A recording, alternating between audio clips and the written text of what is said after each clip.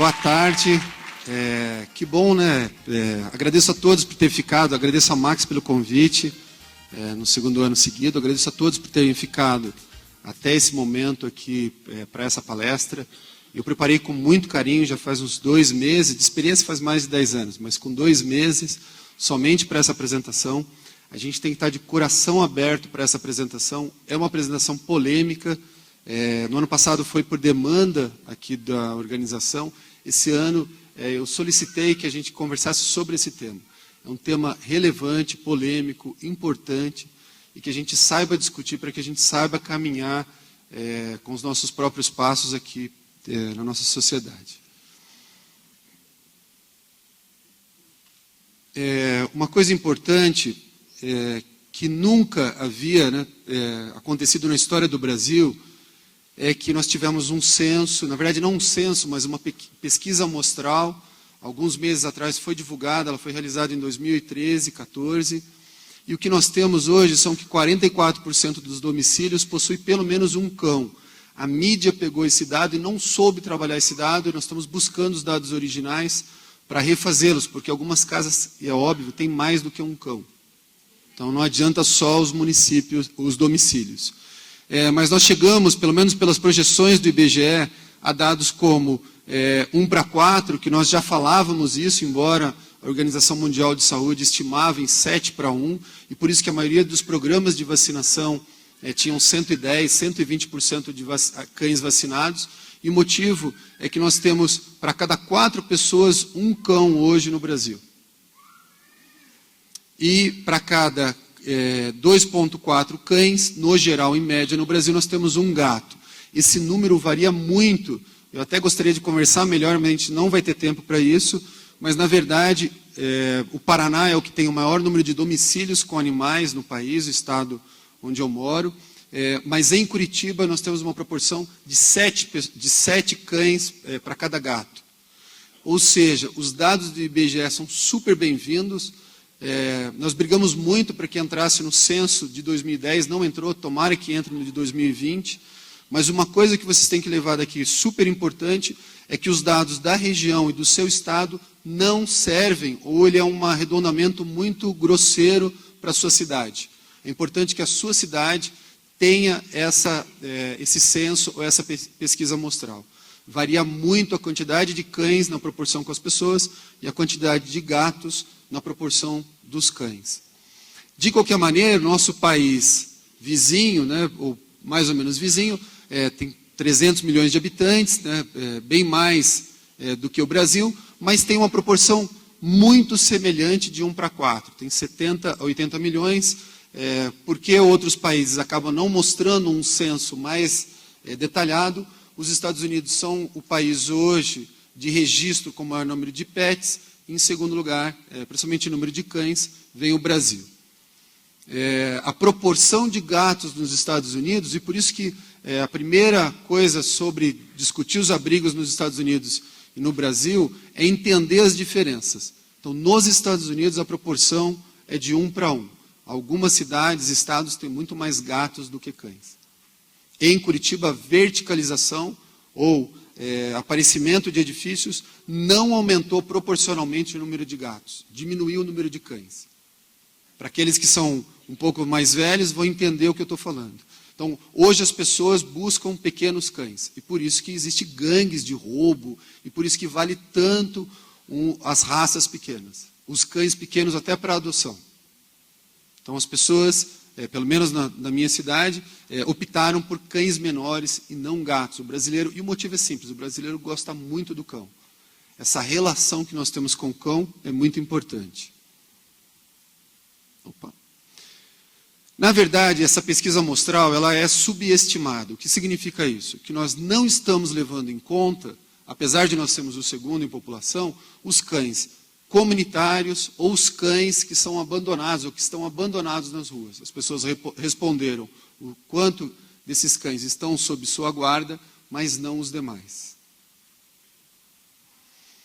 O que os Estados Unidos fazem, o que os outros países fazem para lidar com esse problema de cães nas ruas? É importante que a gente, quando trouxer o exemplo americano, quando olhar um abrigo, um vídeo de um abrigo, principalmente dos grandes abrigos americanos, que a gente entenda que 30% dos cães que adentram aos abrigos nos Estados Unidos, com muita organização, mas são eutanasiados. Então, 2,7 milhões de animais dos 7,6 são adotados, 2,6 são eutanasiados, e 650 mil reencontram seus donos. Ou seja, o abrigo é o ponto de apoio para animais perdidos. Os gatos são muito menos retornados, ou retornam muito menos para os seus donos, mas os cães, em um grande número, 26% são devolvidos. Então, esse é o primeiro ponto. Para aqueles que estão odiando, quando eu coloco que 2,6 milhões de animais foram eutanasiados, nós temos que ver com olhos, para mim, científicos. Pelo menos 2,7 estão sendo adotados. Então, eu posso reclamar dos que são eutanasiados, vocês vão ver, é um dos pontos que a gente vai discutir, mas eu não posso deixar de entender o alto índice de adotabilidade ou de adoção desses animais. Alguns países, historicamente, decidiram de uma maneira muito mais em torno da saúde pública. O Japão, para quem viu aquele filme do Hachiko, ele aconteceu, o filme original, a história é verdadeira, aconteceu na periferia de Tóquio, e jamais aquele cão, o Hachiko, o Akita, jamais viveria nos dias de hoje. Porque hoje, em 3 dias, se não encontrar o número de microchip, o dono for adotado, o animal é eutanasiado e incinerado. Ainda hoje. Então, eu tenho dados aqui de 2013, onde, em 2013, 82% dos cães recolhidos aos abrigos na prefeitura de Tóquio foram eutanasiados. É claro que isso causa uma revolta, mas a gente tem que verificar o que nós estamos propondo em contrapartida à não eutanásia. E é assim que a gente tem que avançar como sociedade. Então, essa é uma tabela subjetiva, conversando com diversos profissionais, com exemplos em que nós devemos ou podemos absorver da experiência norte-americana, em particular, com relação aos abrigos, e dos que não adianta a gente teimar, ou não adianta a gente tentar comparar, porque são sociedades muito diferentes na origem, lá atrás, quando estabeleceu essa relação com os animais. Então, dentre os exemplos positivos, sem dúvida, a organização. Hoje, dos mais de 10 mil abrigos nos Estados Unidos, são 13.600 na última contagem, passam de 15 mil talvez. Não há uma cidade com 50, 100 mil habitantes que não tenha um abrigo. Hoje, o melhor exemplo é a organização. Quer seja a organização interna, com manutenção de cadastramento, todos digitalizados, índices de adoção, gastos com recursos, a apresentação das contas no final do ano, todos eles já registrados, que seria o nosso CNPJ, todas as doações contabilizadas com portal de transparência, todos os abrigos vocês vão encontrar, quer seja pela SPCA, quer seja pela American Humane Society, vocês vão acabar encontrando esses dados, de maneira que a pessoa que doa o recurso, ela tem certeza do destino desse recurso. Além da organização interna, de toda a movimentação, de todos os trabalhos, da organização dos voluntários, também a organização institucional. E aqui, o principal da organização institucional é o conselho diretor. Geralmente são membros proeminentes da sociedade, nós estamos caminhando para isso, vi a apresentação anterior, ótima apresentação, realmente é o que nós estamos caminhando, de ter essas pessoas de notoriedade, principalmente da mídia, mas esse conselho diretor é que define o objetivo do abrigo. O meu abrigo vai ser no kill, ele vai ser portas abertas, portas fechadas, ele vai atender todas as pessoas, estabelece quando que eu vou fazer a eutanásia. A eutanásia não é por isso que é uma grande discussão médica veterinária, a eutanásia é uma decisão da sociedade, mas a gente não pode esquecer que a eutanásia hoje, ela já está avançada para as pessoas. Hoje, eu, Biondo, se eu não quiser ser entubado e conseguir assinar, a minha família assinar, eu não preciso passar por isso, em uma UTI. Hoje, num câncer terminal, eu posso passar meus últimos dias em casa. E essa decisão é uma decisão do tutor, do dono, do proprietário. É uma decisão que a pessoa acaba tendo, mas tem que ter um respaldo técnico, tanto para mais quanto para menos. Então aqui nós temos os abrigos, né, os cães, esses são recintos individuais que são separados dos recintos de manutenção, porque quando há empatia, e por isso que as feirinhas de adoção sempre adotam mais do que o seu abrigo, há uma empatia das pessoas, a adotabilidade ou a adoção é bem mais alta. Ou a maioria dos abrigos são todos com vidro, né? Ao ponto de, em São Francisco, são 4 linhas de vidro ao invés das paredes, ou seja, toda pessoa que quiser saber onde está sendo investido o recurso, ela atravessa esses corredores e consegue ver as castrações, consegue ver tudo que está sendo investido com o seu recurso. A frota de transporte, a estrutura dos abrigos é muito maior. Esse aqui é o abrigo o de Portland, no Oregon. E esse é um grande exemplo. O segundo exemplo, que é, na verdade, perigoso, e isso conversando com algumas protetoras em Curitiba, é a inserção na comunidade. O abrigo não pode ser malquisto, ele não pode estar dissociado da sociedade.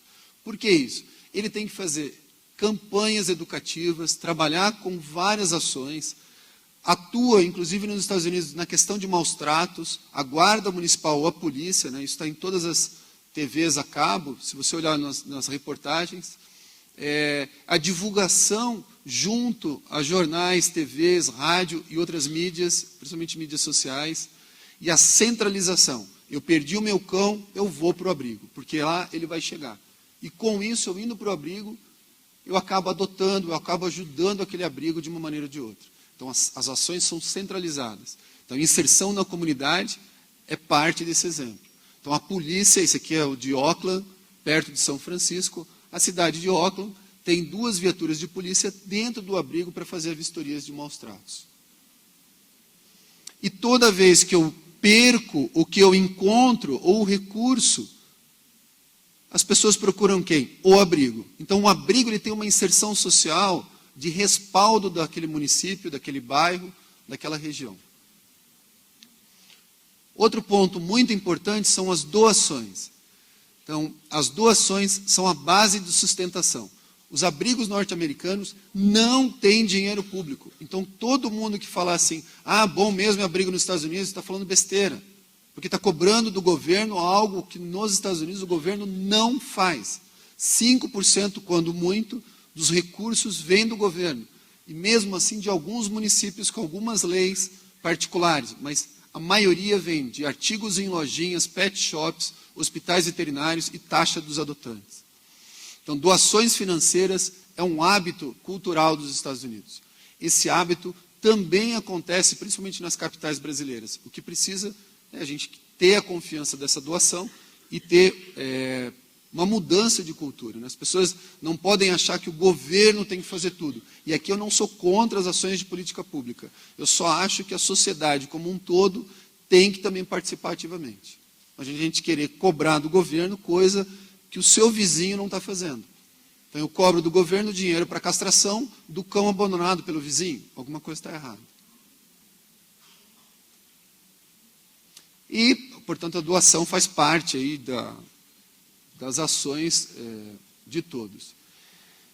Eu terminei meu pós-doutorado na Califórnia e quando fui doar meus móveis, né, ou ceder meus móveis, ou me livrar, na verdade, dos móveis, em todas as cidades existem um voluntariado, a doação, e aqui da SPCA, então todos os meus móveis foram para uma lojinha com voluntários que vendem e repassam esses recursos.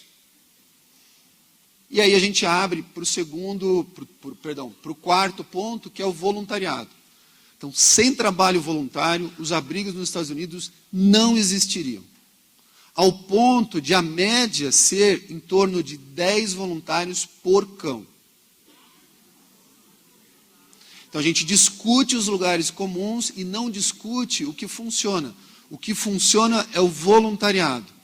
Algumas cidades como São Francisco, Portland, San Diego, fazem a importação de cães porque tem mais adotantes do que cães para adoção.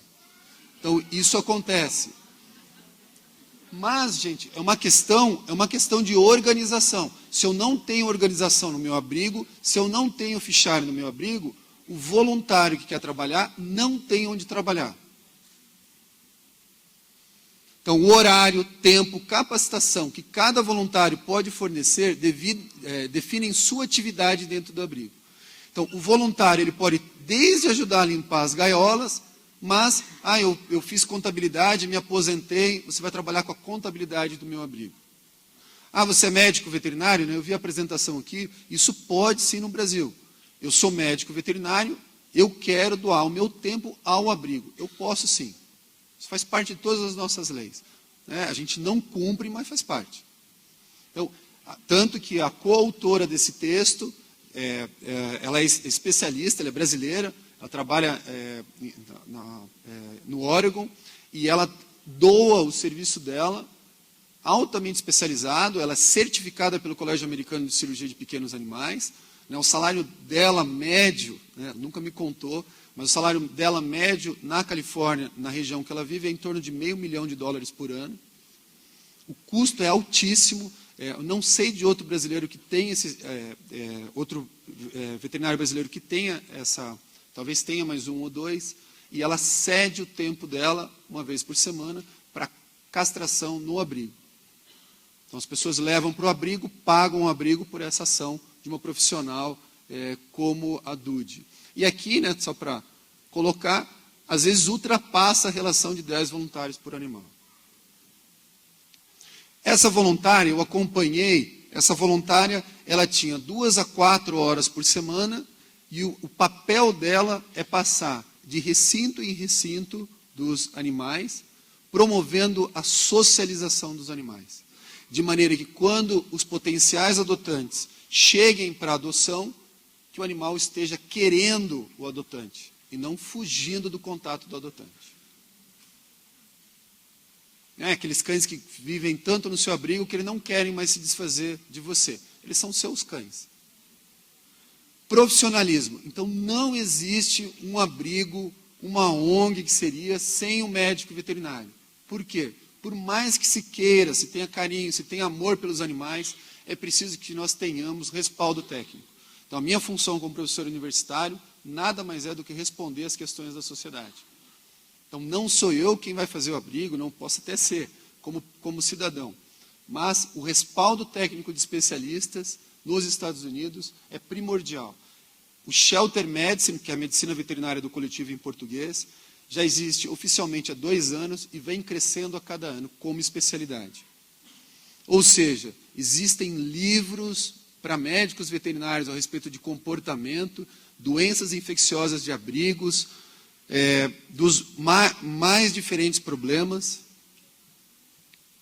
Existe uma Páginas Amarelas, é um movimento de milhões de dólares, se não de bilhões de dólares por ano. Então, canis, bebedouros, comedouros. Existe uma revista só para o pessoal de abrigos. E no último congresso que eu fui, eu volto a visitar agora no mês que vem, na verdade em outubro, Gainesville, mas há um encontro nacional de Shelter Medicine. Esse encontro tinha 350 veterinários. Então, mais ou menos o nosso número aqui, só de médicos veterinários de abrigos.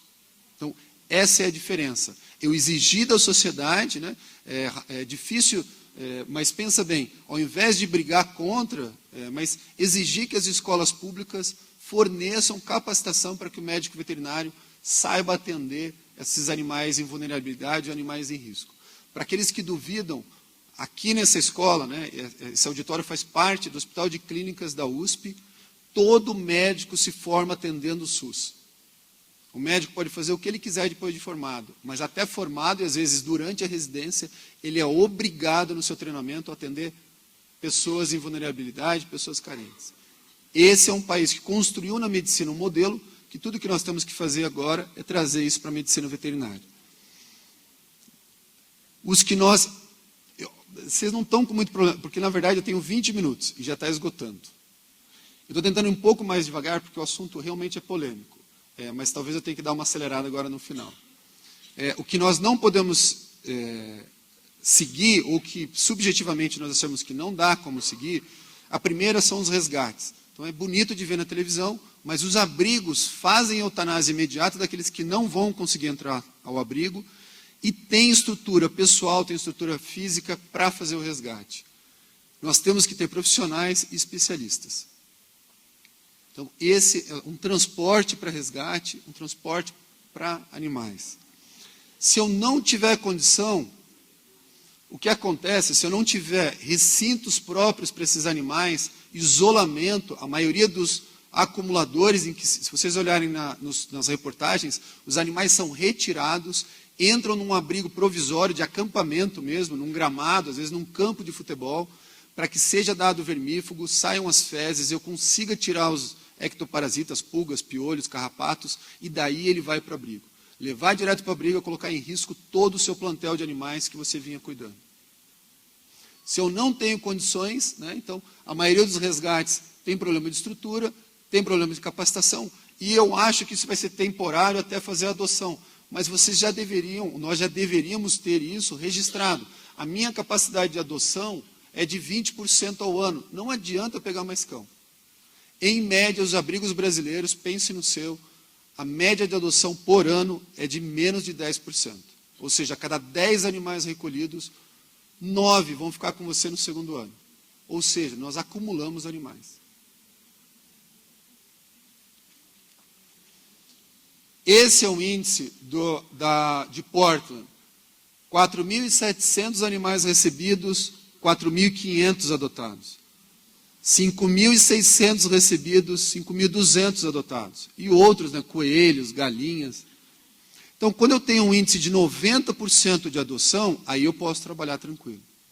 Os animais que não estão aqui como adotados é porque foram eutanasiados ou por comportamento, ou por doenças, ou por intercorrências. Então, eles entram no cálculo que eu faço de adoção. Invariavelmente, a experiência brasileira, por uma série de motivos, tem sido em acumular esses animais e exceder a capacidade de oferecer cuidados mínimos para esses animais. Que é uma situação como essa.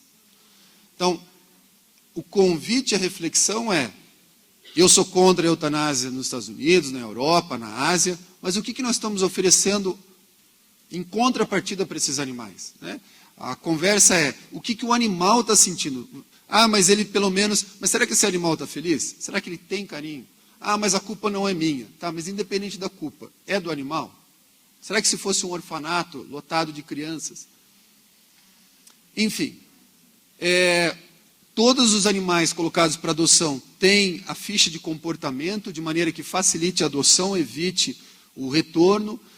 Esse aqui é um dos recintos, esse gato é o único gato do recinto, isso aqui é uma gaiola dele, mas o americano não faz nada à toa, né? Não sejam inocentes. A rotatividade desse gato pode ser até de 3 gatos adotados por dia, porque há interação com o proprietário. Tá? Esse aqui é o de São Francisco, é proibido adotar o gato no mesmo dia, a pessoa só pode vir no dia seguinte, a maioria não dorme, porque acha que vai perder o animal e tal, e pagam para levar o animal. Mas tem que ter essa empatia, tem que ter esse momento. Então eles colocam um gato preto, um branco, um jovem, um idoso, colocam um cachorro grande, um pequeno, um peludo, um marrom, pelo curto, pelo longo, um de raça, um vira-lata. Na Califórnia, principalmente Hollywood, já está, a gente vai tender a seguir com isso. Então, ter um vira-lata é sinal de status. Então, caminhando para esse sentido. Aqui os recintos, né, também a ficha comportamental. Mas por que recolher os animais tem sido uma experiência ruim? Porque no Brasil hoje está se caminhando para segurar da mesma forma que o idoso, a criança, né, não recolher a criança para orfanatos, tentar segurar ao máximo no local de vulnerabilidade. Então, a experiência que nós temos em Curitiba é que cães em terminais de ônibus, recebendo tratamento, castração, os terminais de ônibus, são 22, viram grandes vitrines para adoção. Então, de 40 a 50, agora nós temos 20 controlados, que estão bem e que deveriam ir para adoção. Ninguém está dizendo aqui que o lugar de cachorro é na rua. Mas eu tenho pelo menos uma transição menos problemática que o resgate. Outra coisa difícil de nós absorvermos de outros modelos, principalmente do americano, é a eutanásia. Primeiro, a eutanásia médico-veterinária, ela é um ato profissional. Na medicina, como eu falei, é uma assistida, na verdade, eu cuido, ortoeutanásia, se eu não me engano, eu cuido do paciente, mas o paciente opta por não continuar o tratamento, se ele for terminal. É uma decisão da sociedade. Então, eu não vejo discussão de eutanásia com as protetoras, porque uma coisa é a minha discussão de qual anestésico, como que eu vou fazer eutanásia, sem causar maus tratos, sem causar dor para o animal. A outra coisa é a decisão da sociedade. E a nossa sociedade, pelo menos em 9 estados, incluindo o de vocês, o daqui de São Paulo e o Paraná, é pela proibição de eutanásia em animais sadios. É um caminho que nós escolhemos diferente de outros países. A sociedade americana é contra os maus tratos. A maioria dos abrigos que nós temos na Califórnia, os seus donos estariam na cadeia por maus tratos. Então, por um país que é muito mais protestante, com diversidade de religião, eles não entendem os maus tratos e nós entendemos um pouco diferente. Nós somos mais cristãos, mais católicos. E aí, tirado de contexto, o não matarás, que é um dos mandamentos, colocando com dos que sofrem é o reino dos céus, juntando isso tudo, parece para nós que os animais são uma projeção do que eu não queria para mim. Na verdade, o que eu tenho que pensar é cadeia, quer dizer, adianta eu ter um animal por 5, 10 anos que vai morrer sofrendo, brigando com outros por ração no fundo do meu abrigo?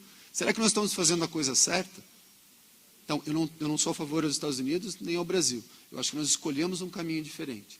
Se você perguntar para as pessoas nos Estados Unidos, 90% vão falar, é melhor que faça eutanásia, porque a eutanásia, a própria palavra diz, para que não tenha dor, do que fique no fundo de um abrigo, sem recursos, sofrendo, um animal doente, com distúrbio de comportamento.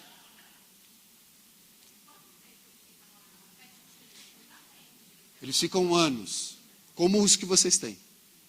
Na verdade, aqui é San Diego, tido como o melhor abrigo do mundo. Na verdade, ele é considerado um santuário. Mas mesmo, essa aqui é a coordenadora, ela é médica veterinária, mesmo no abrigo de San Diego, eutanásia.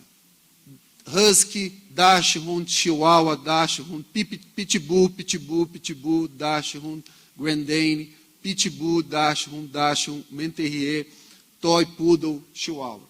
E qual a justificativa? Principalmente distúrbio de comportamento, que nós não entendemos hoje como um problema. É uma doença que pode afetar o animal e atrapalhar a sua recuperação.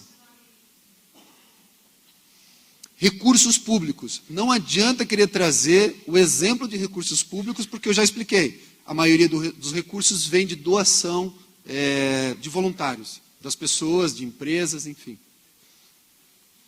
Então, o serviço que nós escolhemos é o de saúde pública animal.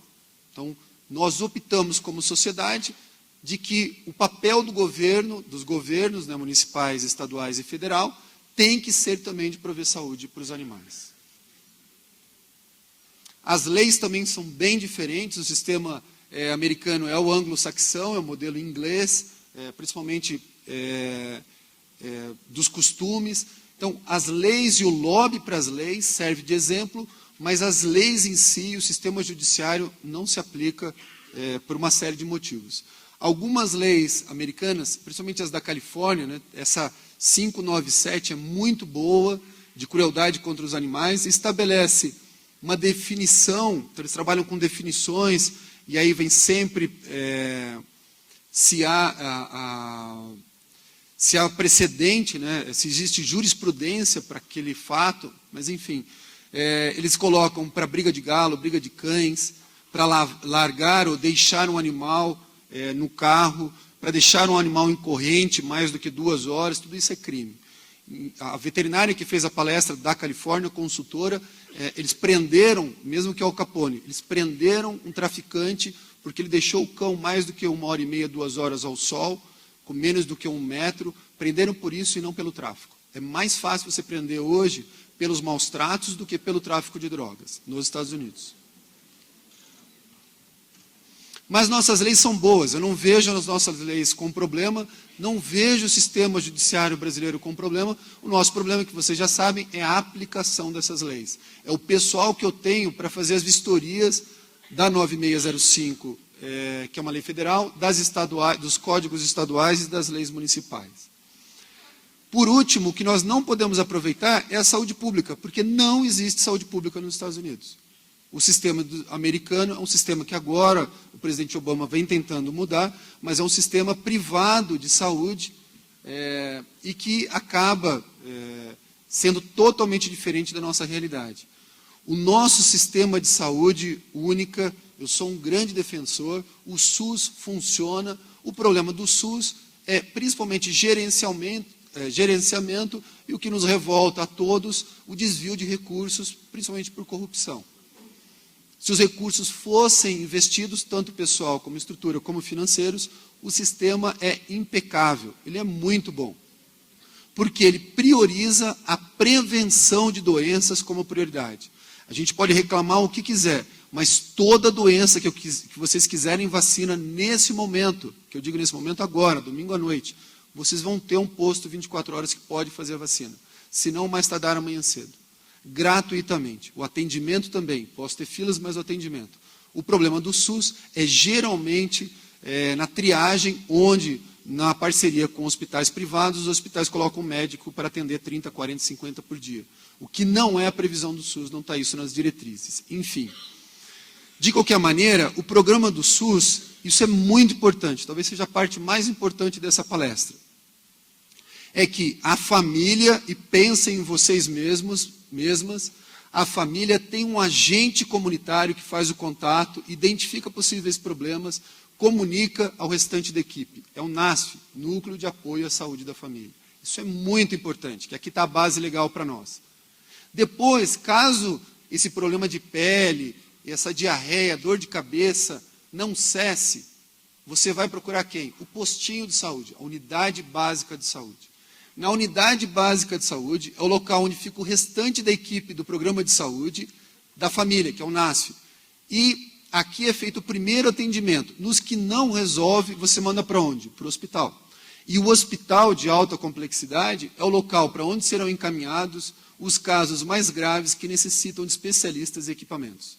Ou seja, se você basear a saúde humana em hospitais, o que nós vamos ter é a década de 70 e 80, onde INAMPs e NPS faliram, onde realmente você tinha filas de doentes nos hospitais. Basear um sistema de saúde em um hospital é não priorizar saúde, mas priorizar doença. Isso tem que ficar na cabeça de vocês muito bem. E é isso que é o sistema falido, ou seja, o que é mais barato? Vacinar ou tratar poliomielite, meningite, raiva?